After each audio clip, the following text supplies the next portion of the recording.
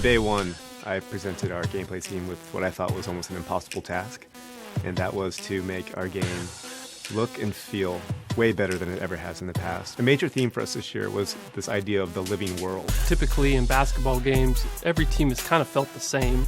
You get some signature moves, some players here and there, but overall teams have felt the same. We wanted everything on the court, from the way the fans react to you, the coaches, the player intelligence, everything to be part of this environment that was smart. The system is dynamically changing and evolving constantly. All 30 coaches now have their own mindset. If you look at the finals last year, you saw how the Warriors and the Cavs were constantly readjusting to each other. You saw Delly step up and play starter minutes, and you also saw how the Warriors went small ball and how successful that was for them. Basketball is a game of situations. The way players react to you as they see schemes on the floor.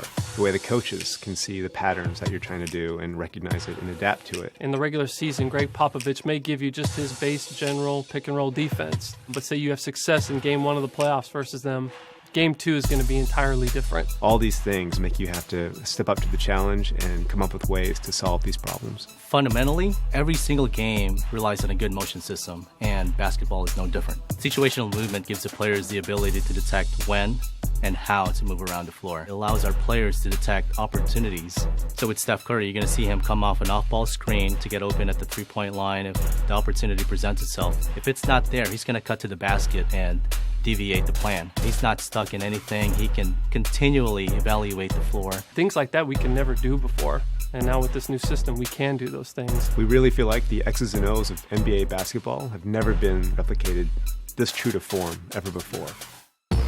All player-to-player collisions between the ball handler and the on-ball defender is all driven by physics now. So a guy like LeBron, who's kind of like a tank, can just plow through the smaller defenders. The collisions feel a lot more visceral, and you never feel locked into an animation.